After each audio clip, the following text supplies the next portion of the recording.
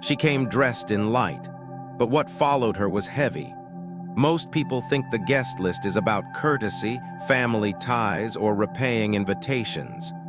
But in truth, who you allow into your wedding space can decide the direction of your entire marriage, whether it flows with harmony or fractures from the very first day. You don't need someone to cause a scene to damage your wedding. All it takes is a smile that carries sorrow, a presence that shifts the air in the room, an energy that doesn't belong. And by the time the honeymoon is over, you won't remember their name, but you'll wonder why everything suddenly feels off. In spiritual traditions across Asia, especially in Feng Shui and Buddhist wisdom, a wedding is not just a happy day. It's an energetic portal, a sacred transformation. What enters that space matters. Who walks beside you matters. The wrong person in the right moment can leave a stain that prayer and patience struggle to cleanse. It's not about judgment. It's not about excluding people out of coldness. It's about spiritual clarity. Because there are people, yes, even those you love, who carry emotional weight, unresolved grief, or tangled karma that can unintentionally crash into the delicate fabric of your new beginning. So before you finalize your guest list, pause, look deeper, not just at who should be there, but who energetically can be there. In this video, we'll unveil the 6 types of people you must think twice about inviting to your wedding, if you wish to protect your joy, your peace, and the foundation of your lifelong union. And once you understand why, you'll never look at a guest list the same way again. Part 1, 6 types of guests who should not attend. Number 1, women carrying broken dreams, infertility, or recent divorce. She stands quietly near the edge of the crowd, lipstick perfect, smile gentle, laughter on cue. But something in her eyes doesn't quite match the celebration. And if you were sensitive enough, you'd feel it too, the slight temperature shift, the delicate tension in the bride's expression when their eyes meet. This isn't about envy or drama. It's about something far more subtle and far more dangerous. Because some women carry grief that looks like grace. In spiritual traditions rooted in both Buddhist mindfulness and ancient Feng Shui, a woman is not only her words or gestures. She is her energy field, built from memory, emotion, unresolved hopes, and the silent pain she has learned to swallow. And when that energy is dominated by long-term sorrow, like years of trying for a child without success, or the ashes of a love that ended painfully, it becomes dense, quiet, but deeply disruptive. Especially when it enters a space built for joy. A wedding is not just a party. It is a spiritual ignition point. 2 people declaring not just love, but a shared destiny. The air is charged. The vibrations are tuned toward growth, harmony, fertility, and forward movement. Everything, from the altar to the flowers to the wedding dress, is designed to welcome expansion. But when someone enters carrying a vibration of contraction, of loss, of endings, the 2 frequencies collide. And you won't hear it, but the room will feel it, especially for the bride. Many newlyweds can't explain it. I just felt drained, the bride might say. I kept getting headaches. Our photos felt dull. We started arguing within days for no reason. But when they look back, they often remember that one guest, the divorced cousin with the sad smile, the friend who cried alone in the corner when she saw the wedding bed, the woman who'd been trying for years to get pregnant and joked nervously, "Hopefully your luck rubs off on me." Those words aren't just small talk. They're energetic threads.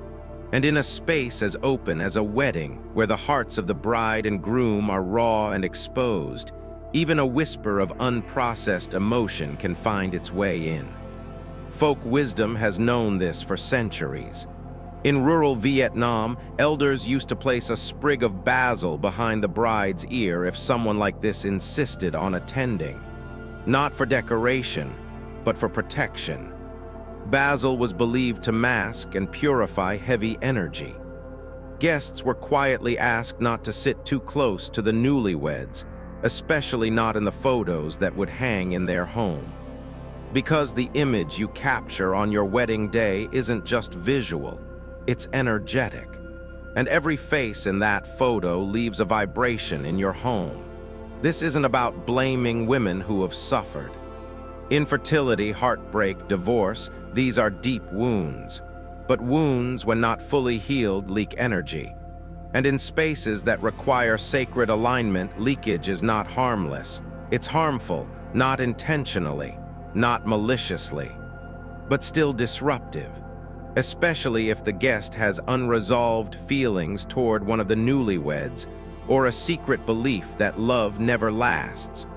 Her presence alone can become a silent challenge to the harmony you are trying to seed.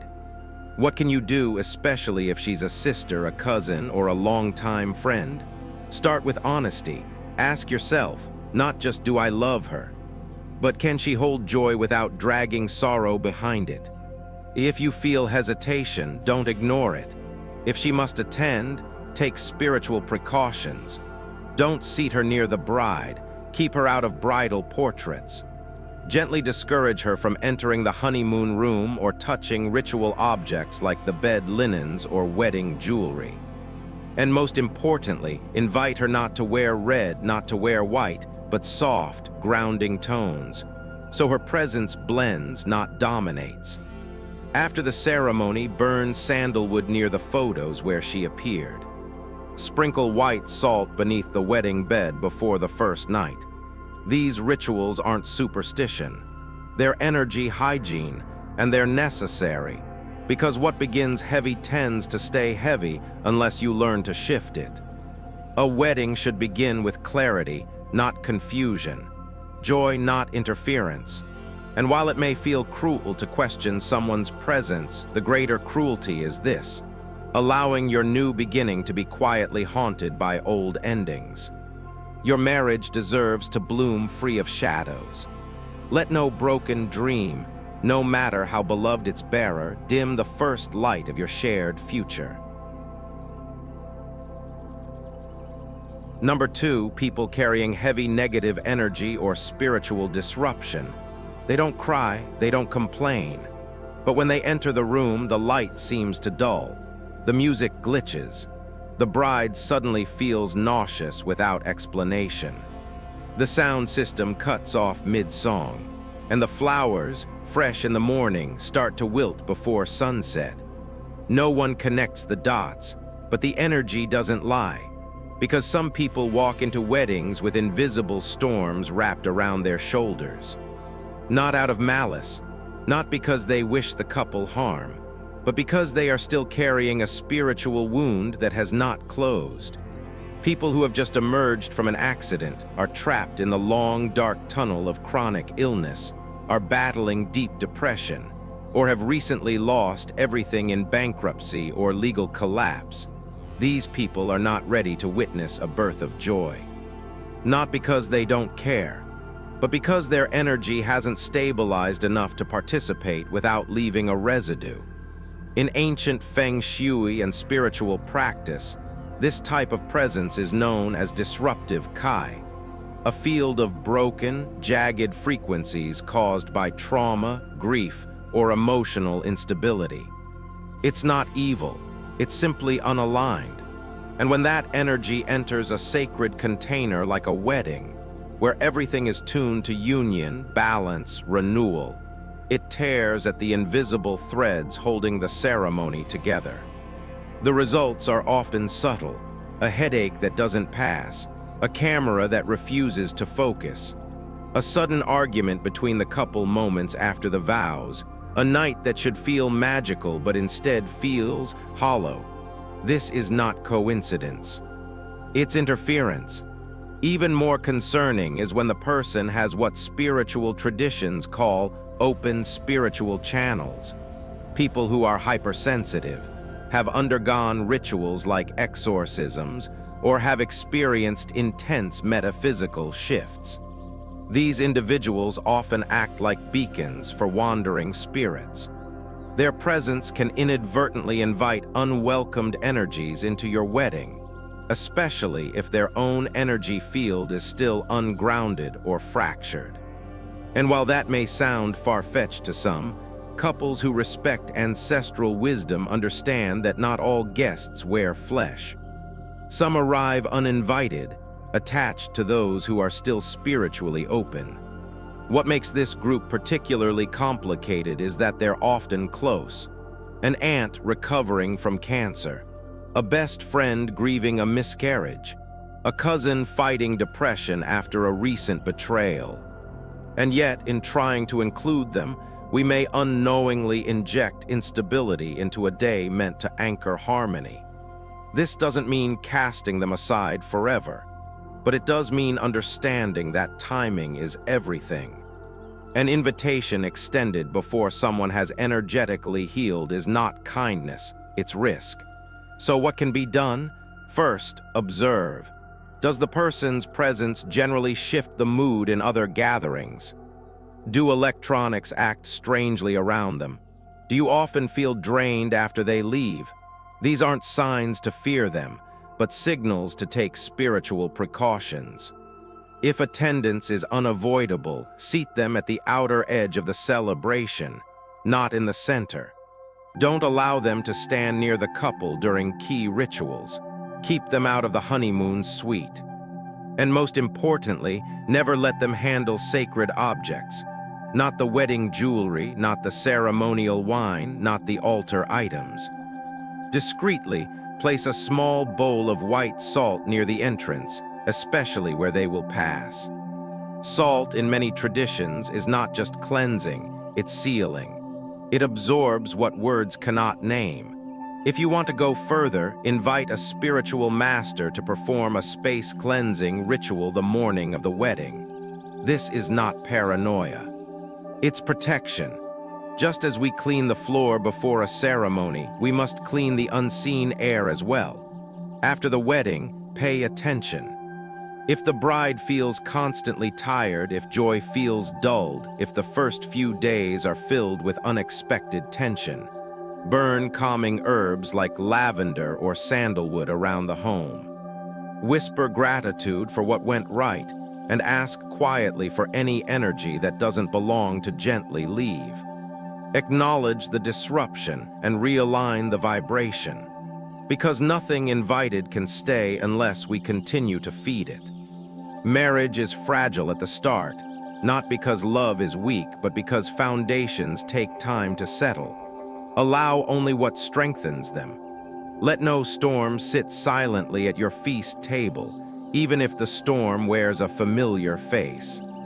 Even if the pain is someone else's. Energy doesn't care about intention. It responds only to alignment.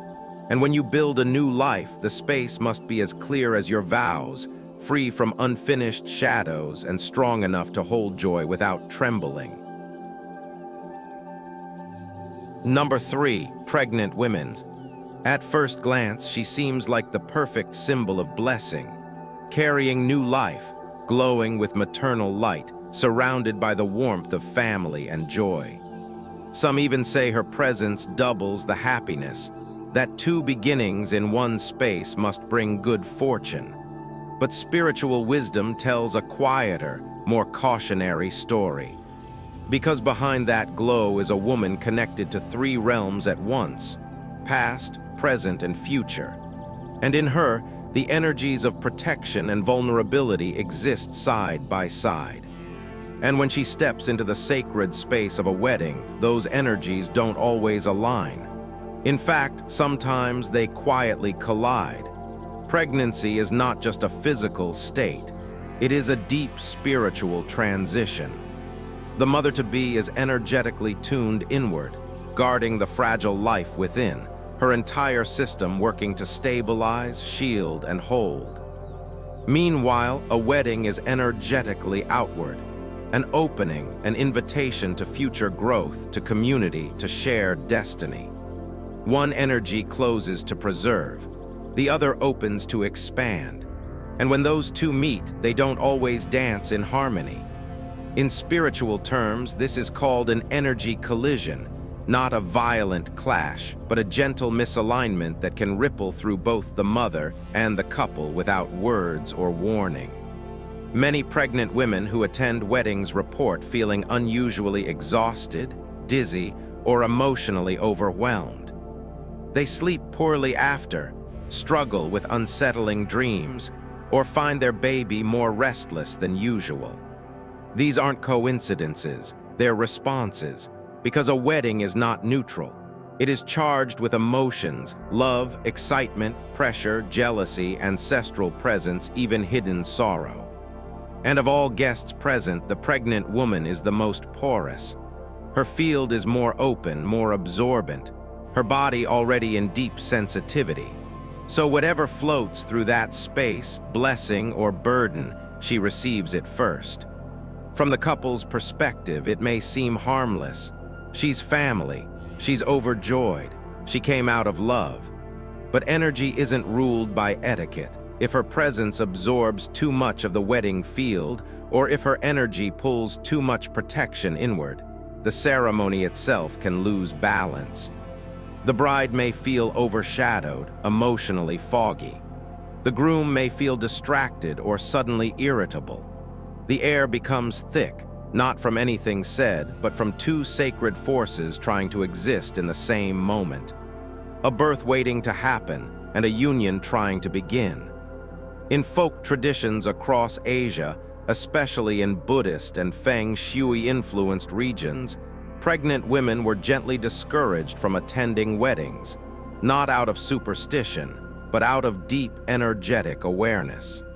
If attendance was necessary, elders would take quiet precautions. The pregnant guest would arrive early and leave before peak rituals. She would not enter the bridal suite. She would avoid touching symbolic items, wedding beds, hair combs, ancestral altars. And most importantly, she would not be placed near the couple in group photos, not because she wasn't welcome, but because she carried a gate between worlds, and no one wanted to tug it open too wide. There have been real stories of brides fainting in the middle of ceremonies, of grooms suddenly ill with no cause, of wedding nights where joy turned into silence for reasons no one could name. And later, someone always remembered, "We had 3 pregnant women that day. She stood next to the bride in every photo. She fainted after holding the wedding bouquet." These are not stories to create fear, but signals to practice discernment. Because a wedding, for all its celebration, is still a threshold ritual. It deserves the same energetic precision as a birth, a funeral, or a temple offering. So if someone close to you is expecting, what can be done? First, talk gently. Invite them to attend only if they feel physically and emotionally clear. Encourage a short stay. Offer a private space where they can rest. Seat them near exits, not near the altar or banquet center. Avoid inviting them to the honeymoon suite or including them in ritual-heavy moments like bed making or ancestor blessings. Let them participate from the side, not the center. And if they are in the early stages of pregnancy or the last months, recommend lovingly that they send their blessings from afar. After the wedding, honor both energies. Burn incense in gratitude. Speak aloud a prayer for both unions, one of love, one of life, and ask the ancestral spirits to protect the integrity of each path so neither is compromised by the other. Because while weddings and births are both sacred, they are sacred in opposite directions. One calls in a new soul, the other unites 2 lives, and when the energy is not held properly, both can suffer. Not because anyone meant harm, but because too many blessings arriving at once can turn into a spiritual traffic jam. And the one thing a wedding should never carry is chaos wrapped in kindness. Number 4, people in mourning. They arrive dressed appropriately, speaking softly, smiling when spoken to. They don't cry. They don't interrupt. but something in their presence feels distant, as if their body is here but their soul hasn't fully returned. And it hasn't, because someone they loved has recently crossed the veil and part of their spirit is still walking with the loss. They are in mourning, and while their intentions may be pure, their energy carries a quiet, undeniable heaviness. In spiritual traditions that honor subtle energy, like Feng Shui and ancestral Vietnamese wisdom, grief is not just emotional, it is energetic. It changes the frequency of a person's field, and that altered field can, without malice, disrupt a celebration designed to call in joy, union, and fresh beginnings. When someone is grieving, especially in the first year after the passing of a close family member, their aura is said to be clouded. In Vietnamese culture, it's called Am Kai En Letter 1EB7NG, a heaviness of yin energy, the weight of unprocessed sadness that hasn't yet been transmuted. It's not about negativity, it's about resonance. Grief pulls inward, weddings open outward. Grief holds stillness. Weddings dance with momentum. When the two are placed in the same room, even if no words are exchanged, the vibration changes. One body standing in mourning can tilt the entire emotional temperature of a wedding hall. You may not see it in the moment, but newlyweds often speak of feeling strangely unsettled after the celebration. The honeymoon feels off. Small arguments erupt over nothing. Sleep becomes restless. One or both partners feel disconnected, as if something is hovering between them. And often when they look back, they realize, my cousin had just lost his father. Her sister was still in the black cloth phase. He didn't speak much, just sat quietly in the corner. And yet, the energy of loss still moved through the room, still found its way into the photos, into the bed, into the first days of the new marriage. Why is this so serious? Because mourning is not private, it is relational. In death, the threads between souls stretch, sometimes snap, but never vanish overnight. Someone in mourning is still tethered to the spirit world. Their presence opens that tether, even slightly. And a wedding, which calls in ancestors, luck, and future life, can become a battleground of mixed energies if that tether isn't protected. This is why, in traditional households, the grieving were asked to stay back, not as exclusion, but as reverence. They were invited to light incense from home, to send blessings across distance, to preserve their own space of healing and not disturb the couple's spiritual threshold. Some may argue, but they would be hurt if we didn't invite them. They're family. But energy doesn't bend to politeness. The pain of excluding someone must be weighed against the risk of introducing unresolved sorrow into the foundation of a new life. Mourning is sacred, so is marriage. When the two are not held with proper respect, both become vulnerable. If the person must attend because they are a parent, a sibling, or a guardian, then spiritual boundaries must be carefully crafted. First, seat them on the outer edge of the ceremony, not near the bride and groom. Avoid including them in key photographs that will be displayed for years. Do not allow them to enter the bridal room or handle ceremonial items. Place white salt under their seat, salt that absorbs the weight of emotion without offense. In some traditions, a red thread is tied discreetly around the bride's wrist when a mourner is present, as a seal to preserve her joy field. These are not superstitions. They are spiritual safeguards passed down for centuries, born from experience. After the wedding, cleanse the space. Light sandalwood or sage at the entrance and the bridal bed. Burn an offering to the ancestors, thanking them for their protection and asking that any conflicting energy be gently returned to the place it belongs. Most importantly, do not dismiss lingering discomfort as just stress. The energy lingers longer than sound. What is not cleared will root. What is not blessed will return. Love is delicate at its start, and the grief of another, no matter how quiet, how gentle, can act like wind on a candle not yet fully lit. Not because they want to blow it out, but because grief has its own presence, and that presence is not meant to stand beside the fire of a new beginning. Number 5. Those who have performed emotional separation rituals or have passed romantic ties. They may smile freely, hug with ease, or even raise their glass with genuine good wishes. But beneath that outward grace, something lingers, unseen, unspoken, but spiritually potent. Because energy doesn't forget what we try to bury.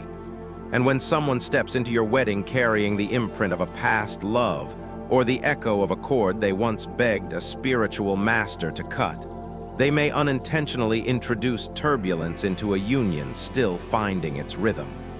Emotional separation rituals, performed at temples by monks or spiritual guides, are not merely symbolic. They are energetic surgeries, designed to sever karmic bonds, clear emotional residue, and untie invisible threads that bind one heart to another. These ceremonies often leave behind a scarred but still active field. A field that, if brought too close to a fresh spiritual connection like a wedding, can vibrate in disharmony, causing confusion, tension, and inexplicable distance between the newlyweds.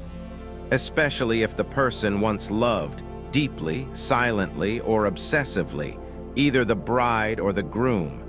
Folk wisdom warns of this without hesitation.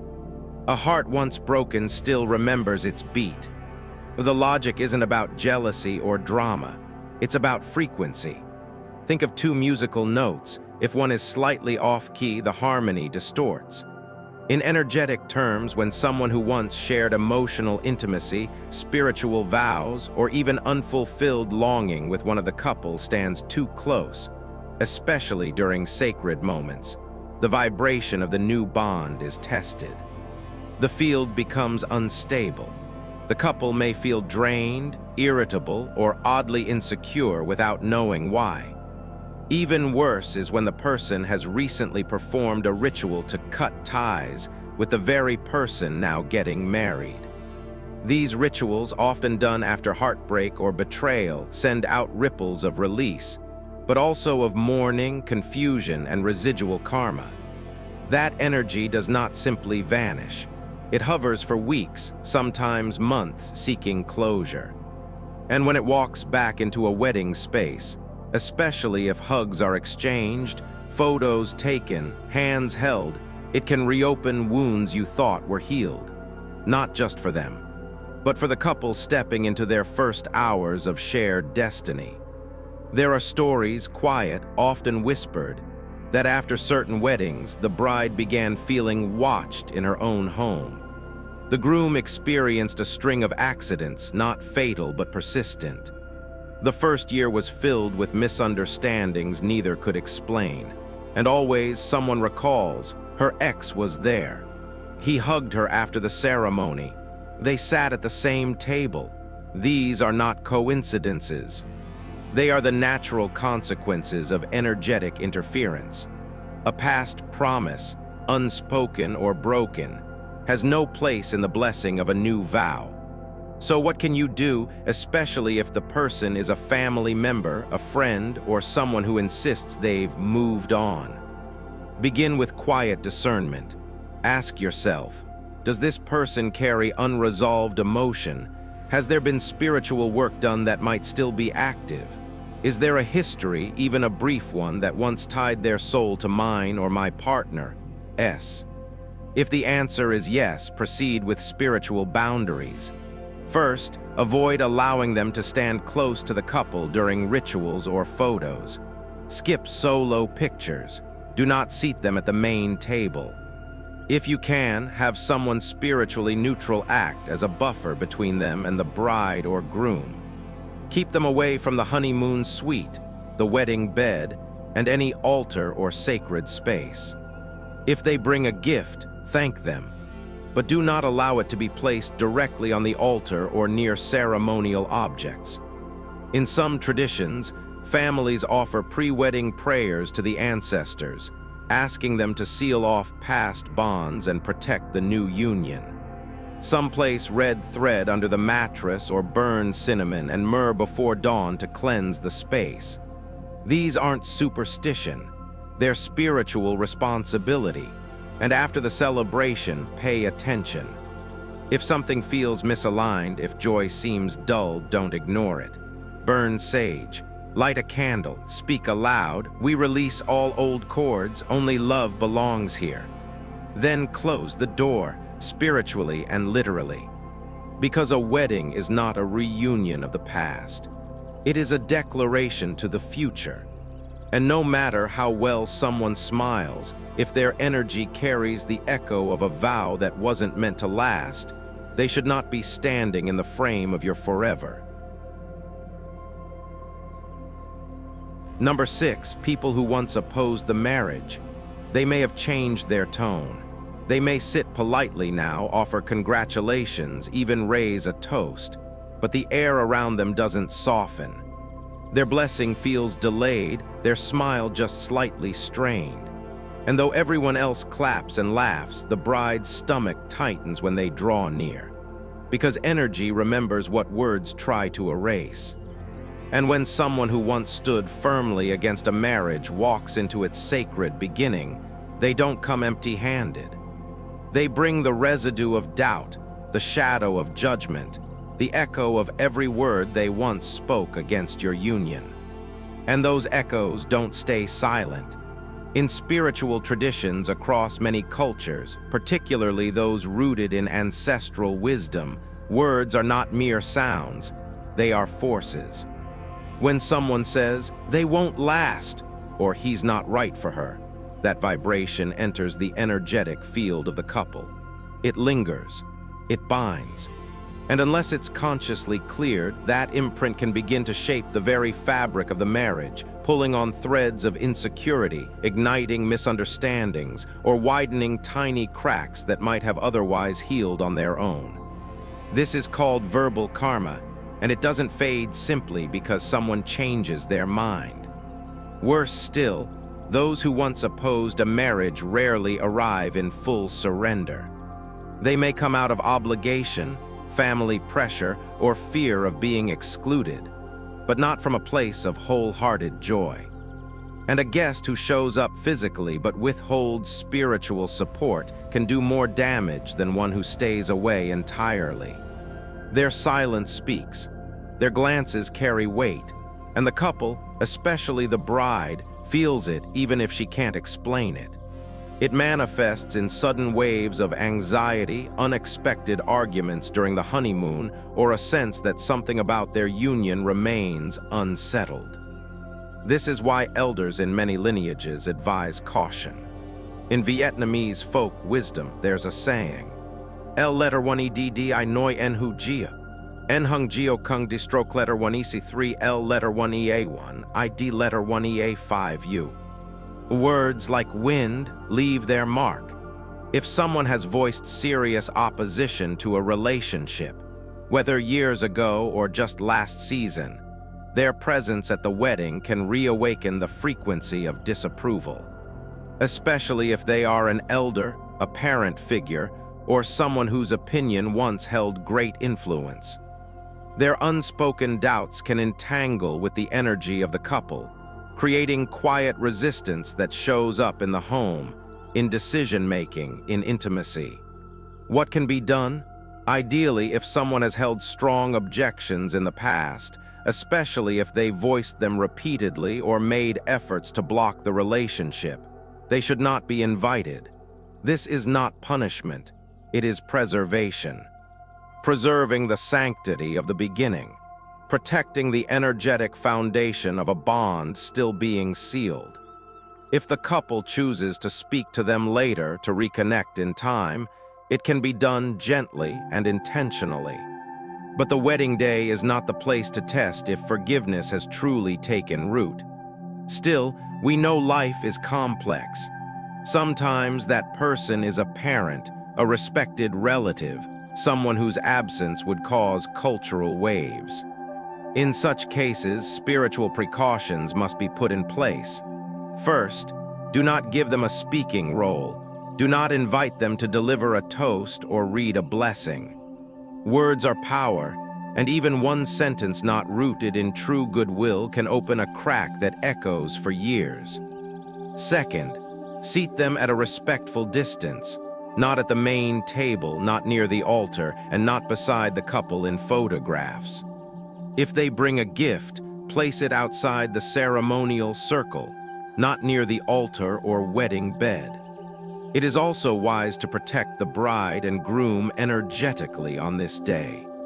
Before the ceremony, anoint their wrists with sandalwood or rose oil, both known to strengthen energetic fields.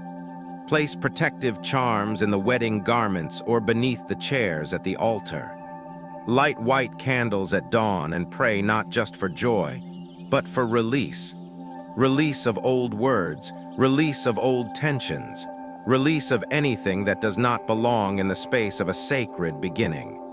After the wedding, if disturbances arise, arguments, mood shifts, or lingering unease, address it spiritually. Light incense. Revisit the photos. Identify the energetic entry points and then speak aloud. We now bless all who came with peace, and we release all who brought anything less. Burn paper wishes for clarity. Cleanse the bridal bed with salt water and light.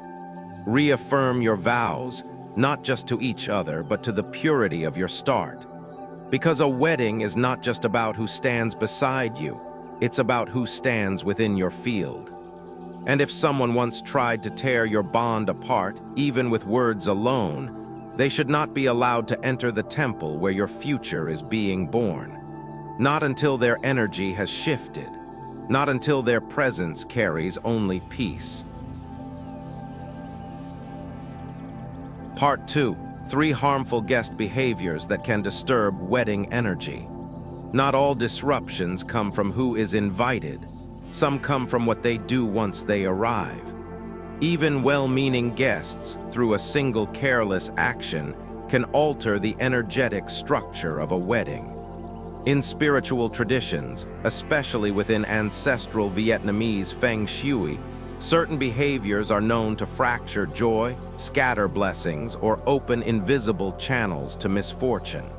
These are not about etiquette. They are about energy. Below are 3 of the most dangerous guest behaviors to be aware of and to prevent at all costs.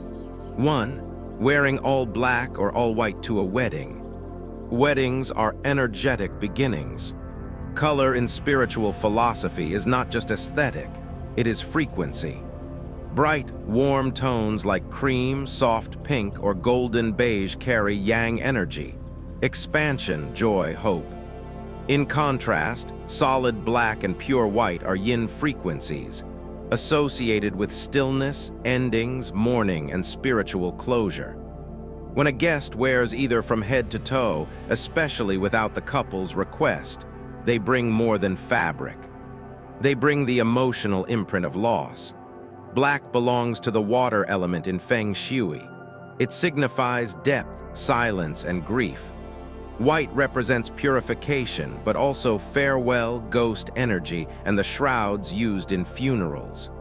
A guest dressed entirely in black might look elegant, but their presence can create a sense of coldness around the couple, especially in photographs. When viewed later, these images often feel drained, heavy, or emotionally flat. Brides have reported not feeling seen or feeling emotionally distant without understanding why, until they realize who stood beside them in every picture. White is even more symbolically risky. In Eastern traditions, white is not the color of celebration. It is the color of goodbye. To wear it in full at a wedding, unless instructed to do so by the bride herself, is to energetically suggest closure where there should be opening. Even spiritually sensitive elders may react viscerally, a chill down the spine, a sudden emotional drop. These reactions are not superstition. They are ancient energetic language. The solution is clear. Encourage guests to wear soft, radiant, and emotionally uplifting tones. If black or white must be worn, insist on balance. A white dress with a red scarf, a black suit with a colorful tie. Most importantly, never allow anyone dressed in all black or all white to stand beside the bride and groom during key rituals or photographs. Energy captured is energy stored.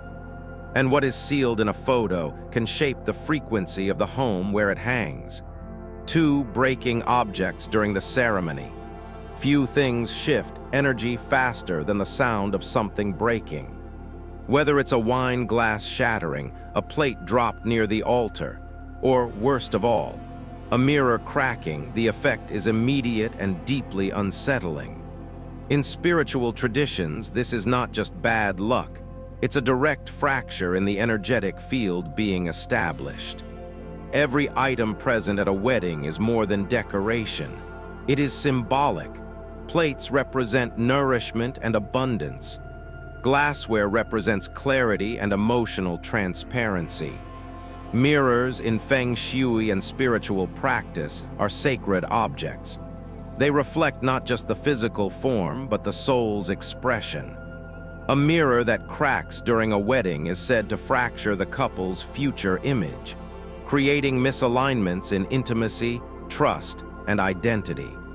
Guests who are careless, distracted, or overly energetic can easily become the cause of such accidents. Children running wild, guests drinking excessively, or individuals attempting to film everything without mindfulness are common culprits. And the consequences linger. Many couples report strange events following such moments: arguments, health issues, financial slowdowns. These aren't coincidences, they're energetic echoes. If something does break, respond with immediate spiritual action. Quietly collect the pieces. Wrap them in red paper, a color of sealing and purification, and bury them far from the ceremony space or dispose of them with prayer. Light incense. Offer a direct spoken apology to the ancestral and spiritual forces present. We ask for the blessing to continue. We seal the break. We restore the circle. These words matter. Energy responds to intention, but it also listens for responsibility. Preventive action is also crucial. Ensure fragile items are placed away from foot traffic. Assign someone to keep children safe and calm. Ask guests gently but firmly to remain mindful. And if someone has a tendency to move through space recklessly, seat them far from ceremonial areas. What breaks physically often mirrors what's at risk spiritually. 3. Incomplete escort of the bride. In many traditional cultures, the act of escorting the bride is a spiritual transmission, not just a symbolic gesture. It represents the complete transfer of protection, blessing, and family energy from the bride's original household to her new life. When this journey is left unfinished, when the escort begins the walk but turns back midway, it is seen as a spiritual rupture. The blessing does not arrive whole, and the marriage begins with a missing link. There are stories told in old Vietnamese villages of mothers who became too emotional and turned back right after leaving the gate. Their daughters, newly married, later faced strange turbulence, constant conflict with in-laws, persistent homesickness, difficulty settling into their role as wife.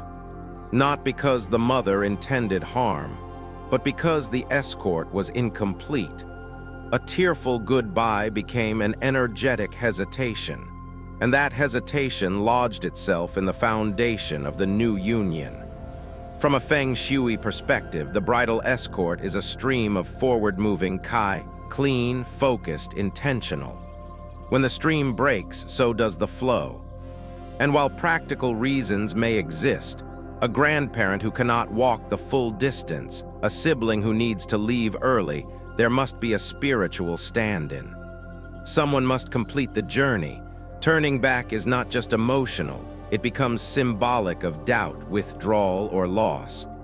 The remedy is simple but firm.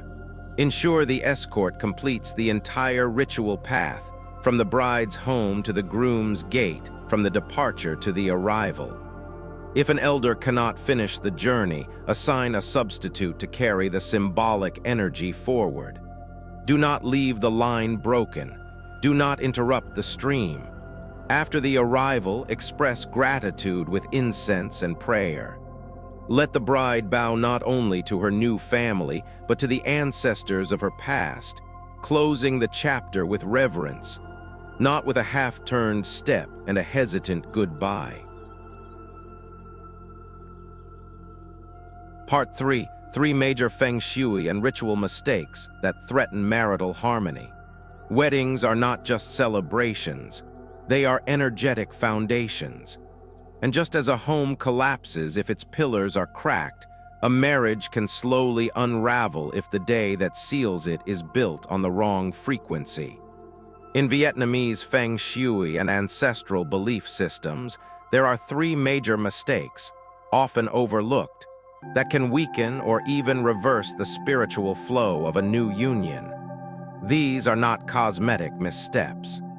They are structural ruptures in the unseen architecture of marital harmony. 1. Choosing an inauspicious wedding date. The most common yet most underestimated mistake is selecting the wrong wedding date. In modern times, couples often pick dates based on convenience, numerology that sounds good, or what fits the venue's calendar. But in traditional spiritual practice, especially in East and Southeast Asia, the date and time of a wedding are considered sacred coordinates, points of energetic alignment that must be calculated with precision. The wrong choice can throw the entire spiritual field of the union out of balance. There are days in the lunar calendar known to carry dangerous energetic patterns. Sot Ch letter 1E7, days of destructive forces. Tam Nuong, 3 misfortune days. The 7th lunar month, ghost month, and the final days of any lunar month. These are days when the natural spiritual currents are unstable, when protective energy is thin and interference is high. Marriages performed on these dates often face friction from the beginning. Unexplained coldness between partners, frequent disagreements, trouble conceiving, or financial instability. Kim Lao years, based on the bride's lunar age, also pose risks. If her age divided by 9 leaves a remainder of 1, 3, 6, or 8, she is considered to be in a Kim Lao year.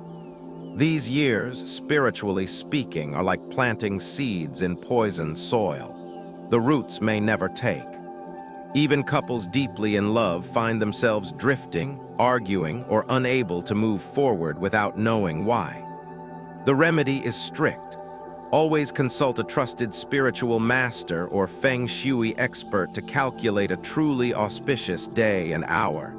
Not just for the ceremony, but for the signing of documents, the exchange of vows, and the entry into the new home.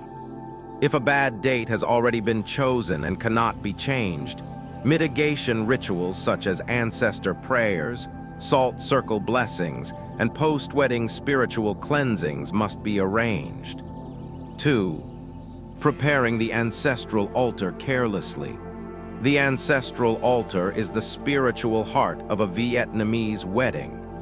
It is where the couple's union is announced to the lineage, where blessings from generations past are requested, and where protection for the future is summoned. Yet in many modern weddings, this altar is reduced to decoration, thrown together in haste, placed next to loudspeakers, or even beside the bathroom, covered in plastic fruit or artificial flowers. This is not just disrespectful. It is dangerous. In spiritual belief, the altar is a doorway. When you open it, by lighting incense, by placing food, by calling out names, you are inviting ancestral energy to witness and bless. But if the space is unclean, improperly placed, or half-heartedly prepared, The door that opens may not be the one you intended to knock on. Instead of welcoming your ancestors, you may accidentally invite wandering spirits, or worse, receive no blessing at all. A neglected altar sends a message.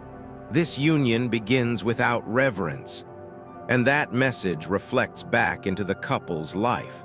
They may feel unsupported, spiritually isolated, or encounter recurring problems that have no logical cause. Some report a sense of emotional drift, like the marriage is afloat but directionless. The altar must be placed in a quiet, clean, and elevated space. It should never face a toilet or sit directly under stairs. The offerings must be real and fresh. Incense, rice wine, fruit, betel leaves, sticky rice, boiled chicken. Flowers must be fragrant and alive. The altar cloth should be clean, preferably red or gold.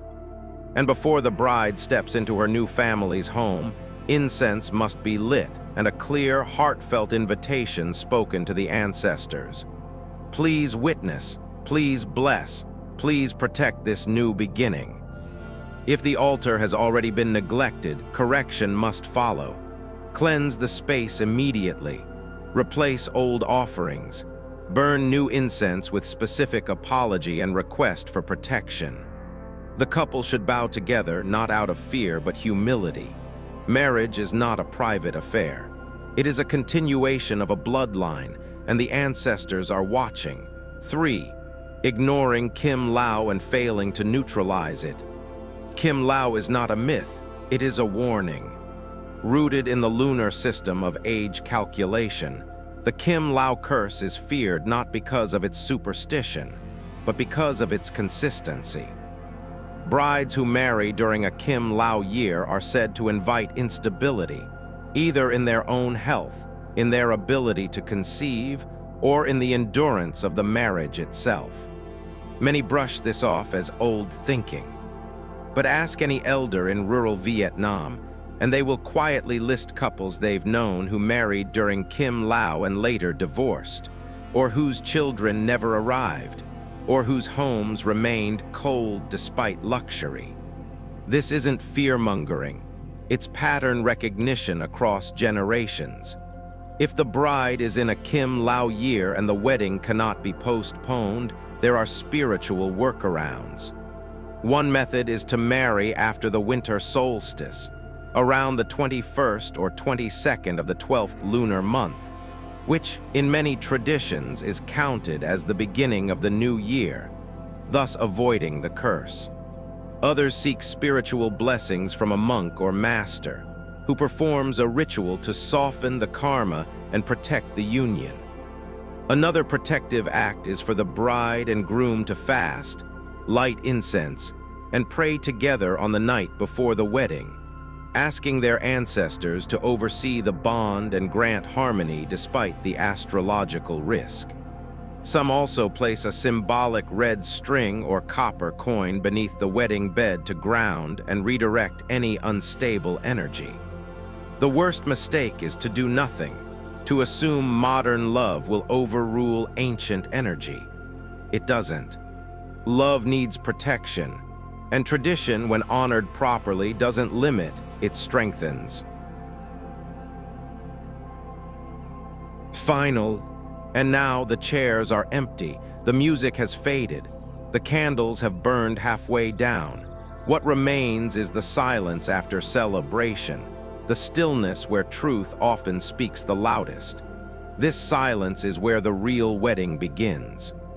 Because beyond rituals, outfits, and guest lists, marriage is the space between two souls when no one else is watching. A space that holds not just promises, but energy. And that energy, whether steady or shaking, is shaped not only by love, but by what was allowed to enter on day one. There is a kind of knowing that lives in the body long before the mind catches up. The feeling of walking into your new home and sensing the air is too quiet or too thick. The flicker in your heart that something was left open or someone stayed too long. It's not paranoia, it's vibration. It's the memory of the space remembering what you tried to ignore. We don't always have words for it, but the photos know. The pillows know. The places you argue for no reason, those corners remember who stood near them. The mirrors know who was reflected beside you. And the bed where you lie facing a future still soft and unformed. That bed will carry every presence that stood too close, every voice that wished otherwise. So before you turn the page, before you settle into calling each other husband and wife as if the words are enough, pause, not to recheck the flower arrangements, but to recheck your energy. Ask yourself, what truly entered that room when you said, "I do"? What shadows followed someone's smile? What silence curled behind someone's blessing? And if love is a flame you just lit together, ask, who else was sitting beside it, even when you didn't notice?